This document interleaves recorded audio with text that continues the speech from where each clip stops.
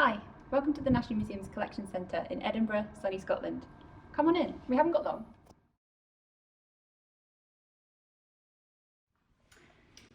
So we're currently in the museum's Invertebrate Dry Store. I say dry store because we also have a wet store. But the dry store is where most of our entomological collection is contained. The collection size is estimated at 2.5 million specimens, and responsible for its care, curation and development is myself, Ashley Whiffin, Assistant Curator of Entomology, and our Principal Curator of Invertebrates, Vladimir Blagodarov. Hey Vlad. Hello, welcome to the museum. So our collection is over 200 years in the making, and as you might expect, it's particularly rich in Scottish material. Now, to give you an overview, I'm going to share just a few highlights.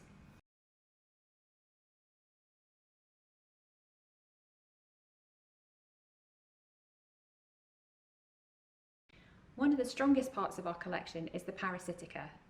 The ichneumonids alone occupy more than 400 drawers so far, and this strength is thanks to our former Keeper of Natural History, Dr. Mark Shaw.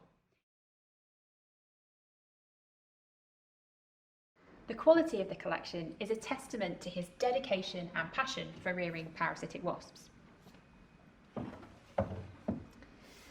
So the collection's not only species rich, but it's extremely data rich too, due to the reared nature of these specimens, and it's what makes it one of our most frequently loaned parts of the collection.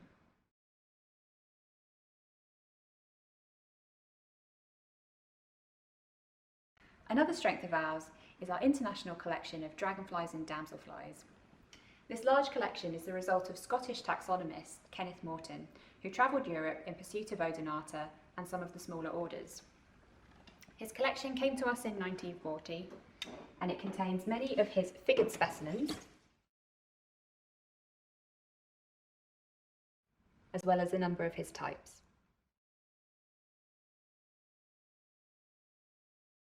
One of our most interesting beetle collections is that of Professor Frank Balfour Brown. Yes, the Balfour Brown, renowned for his work on water beetles and a pioneer of biological recording. His collection came to us in the 1960s, and it contained over 20,000 or so aquatic Coleoptera specimens. Now, we've kept it in its original layout due to its unique presentation. So you can see that Balfour Brown was way ahead of the game, and he used his own bespoke unit trays, which might be among some of the first examples.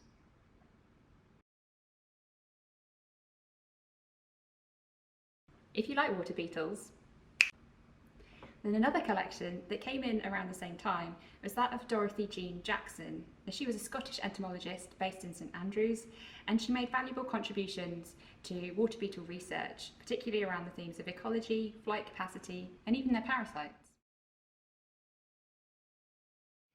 Thanks to the help of some brilliant volunteers, we now have a full species index for our entire Let collection, which is more than 450,000 specimens. Now, contained within this, we have some very special Scottish collections. Robert Logan began studying moths in the 1830s, at the tender age of just 12. He published several papers on Scottish Lepidoptera and amassed a large collection. But what's really interesting about Logan is that he was also a talented illustrator. So as well as his pin collection, we also possess his original drawings. Now, Logan was working on a publication called Illustrations of Scottish Lepidoptera, but due to scandalous behaviour, he lost his wealth and therefore the funding for the book. It's one of the many archives that we hope to digitise, so that his work can still be shared, even if it's not quite in the way he originally intended.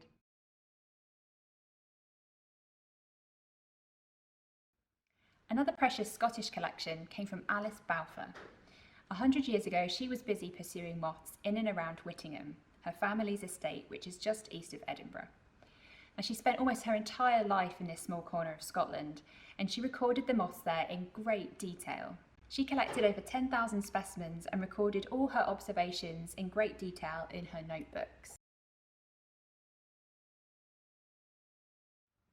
I'm pleased to say that her collection is coming to life once more through a digitisation project led by one of our volunteers, Dr. Catty Baird. So all the records from her specimens and her notebooks are being extracted and will feed into the national datasets.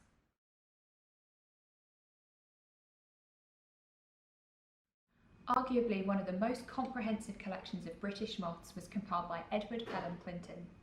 Ted, or Teddy to his colleagues, he was assistant keeper of natural history here at the museum, where he curated almost everything but moths. For 53 years, he devoted all his spare time to recording and collecting moths, and he kept the most meticulous notes in his field diaries. Digitisation of his field diaries is currently in progress, with over 17,000 pages scanned and transcription now underway. This covers over 1,500 localities, over 2,000 species, 35,000 collected specimens, and over 160,000 observations. Upon his passing, a large bequest was made to the museum, and this legacy that he's left behind has helped fund several research posts as well as curatorial work, which we will be forever grateful for.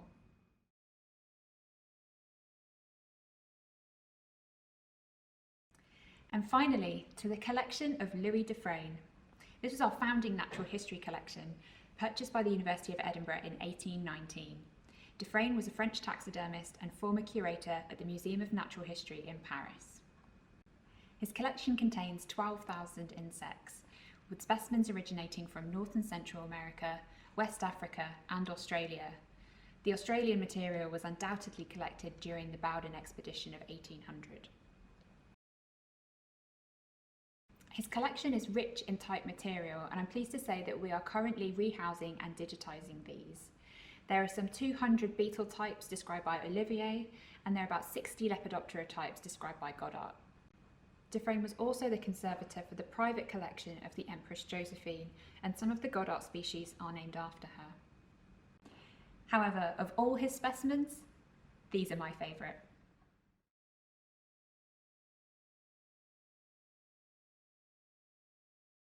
This quick overview has had quite a historical focus, but we are still actively collecting and adding to the collection too.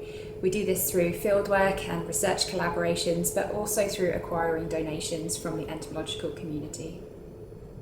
We usually host between 150 to 200 visitors to the collection each year, including a mix of amateur and professional entomologists, students, artists, and also tours for the general public. Our visitors come to access the collection for a variety of different purposes. Some are working on the systematics and taxonomy of insects, others may be seeking to use the collection as an identification resource to help identify fresh material, and some are interested in that ecological data that accompanies our specimens. Let's hear from some of our collection users to find out more. Hi, I'm Craig McAdam. I'm Conservation Director with BugLife, the Invertebrate Conservation Trust, and I'm also National Recorder for the Riverfly recording schemes. And the collections at the National Museums of Scotland are incredibly important for us. They provide a window onto the past. They allow us to find out what was happening many years ago, over 100 years ago. And that allows us to then look at how things have changed since then, whether it's changes in the distribution of species, where they live, or changes in how they're behaving now, if we're finding them in different habitats or other things. And that's really important for us at BugLife and as the recording schemes, because that allows us to just work out what's changed, what input we might have to do in the future to try and maintain their populations or conserve them. But it's also important for us to be able to have a place where we can take the specimens that we collect now to put them into a place where other people in 100 years' time can then use them to do exactly the same thing as we're doing just now. As National Recorder for Riverflies, the collections in Edinburgh are particularly important because they contain lots of examples of the species that I'm interested in. Kenneth Morton, who was a collector in the late Victorian era, 120 years ago, he started collecting. He's kind of my entomological hero. He went out and did exactly what I'm doing now. He went out and he collected all over Scotland, mayflies, stoneflies, caddisflies, dragonflies, and he did it all by train, which was quite fascinating as well. He would go off to somewhere, get off at the station, then go and have a look at the river or the loch or whatever, and collect things. And those specimens are really important. He described a lot of new species. He talked with people all over Europe, all over the world, about these groups, and he gave us the foundation for all the information that we now use to describe species and to understand those species now. So I'm Catty Baird, and I've been volunteering at the museum with the British moth collection. So I came in originally to help put the details of the British moths onto a database, how many there are and which drawers they're in and so on. But what really caught my interest were the moths in the collection that were collected by Alice Balfour. So she was a lady who lived in East Lothian about 100 years ago, and she collected moths really close to where I now live, so within 10 miles or so of where I now live, and where I do a lot of my own moth recording. So it's really lovely to see these moths that came from exactly the same places where I've been looking for moths that were collected all these years ago. And Alice kept beautiful records. Her specimens are all very nicely labelled, very clear to read, and so the data is easy to pick up. And she also has notebooks which are part of the archives. So there's catalogues which refer to her pin collection that tell you more details about where they were caught. But she's also got a lovely diary that she kept starting in 1913, which records more details about the moths that she came across. They're not just the moths that she ended up pinning. And there's masses of information in these diaries, and it was really fascinating to look through them and learn more about Alice as a person, and also about how she went about collecting her moths. And so this kind of kick-started a project that I started in 2019 and did for about a year, where I went with my own moth traps and net round Alice's old haunts to see what moths I could find 100 years later, and then try and sort of do a bit of comparing between now and then. And it was really interesting to see that some of the moths have changed, a lot have stayed the same, and some aren't there anymore, I haven't found yet at least. So all this information that I've collected, that I've gleaned from her notebooks, that I've got from her specimens, are going into the National Moth Recording Scheme, which is the sort of UK-wide database for moths. And so that will add to our sort of general understanding of moths in the UK. It's been really interesting from my own sort of personal perspective. It's enhanced my own moth trapping, just making me think more about how the moths that I have in my moth traps, how that might have changed from 100 years ago, and also how the way that we catch moths now might influence what we find. So Alice did a lot more walking around at dusk with a net than I do, and she did do light trapping, but she only had one light trap, and it was always at her house, whereas my traps run off batteries and I can put them wherever I want, and I've got better bulbs than she had. So it's been interesting to think about both methods as well as the species around. And Alice was a real thinker. She was a scientist. In another time she would have been a good scientist. I think she was always sort of wondering about what she saw, why there were more one year or why there were more in a certain place. And she wrote a paper on the butterflies and moths of East Lothian, and she starts at the beginning thinking about climate change and how that might affect the moths that she's finding, and also about habitat. And there's a bit of a disgruntled line where she talks about golf courses ruining the coast. So I think she would be lovely to meet her now, and to sort of share what I've been doing. And I think she would be really interested, and I hope pleased to see that her data that she collected all those years ago and so carefully recorded can be of use now in trying to understand how and why moth populations have changed or are changing. So yeah, it would be nice to sit on her lawns with a cup of tea, or maybe sit around a light trap after dark and discuss moths with her and how they changed. I think she'd be a very interesting lady to meet. Yes, my name's Stephen Hewitt, and I am an honorary research associate in entomology with the National Museums of Scotland. I'm based in Cumbria, just over the border in the north of England. And my particular interest is in flies, with a particular interest in the family Hybotidae. I always love coming to West Granton, to the Collections Research Centre, because, well, the staff are great, of course, very helpful, and it's always a pleasure to meet up with them. And the facilities are fantastic, great resource there. The collection is fundamental behind everything, and it's a great collection, really good reference material, great for me to check identifications against a good representative resource.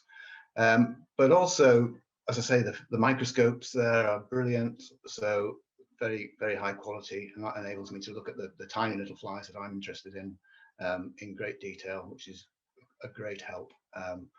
So there's the collection itself, and there's the facilities that enable me to study the flies that I'm interested in. But alongside that, there's the library, the reference library, which is great, and the runs of journals going back to the year dot, which is great, looking up historical references and that sort of thing.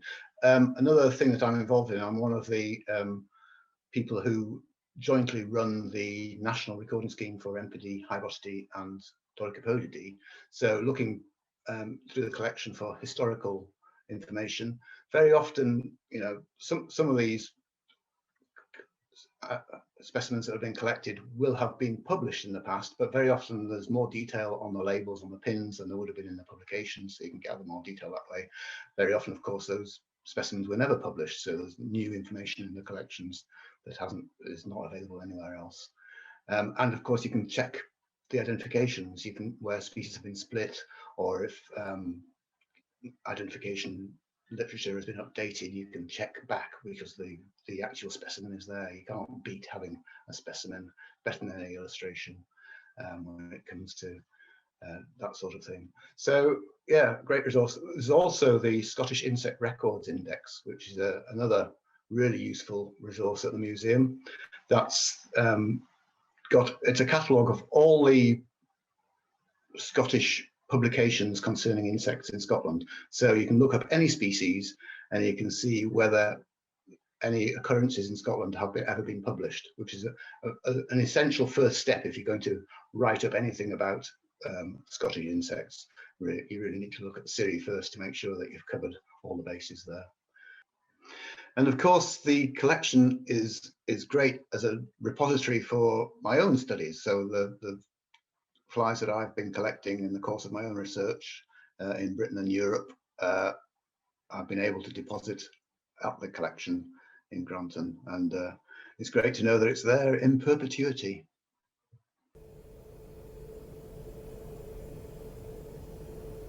If you have any questions about our collection at National Museum Scotland, or if you'd like to visit us in the future, please don't hesitate to get in touch.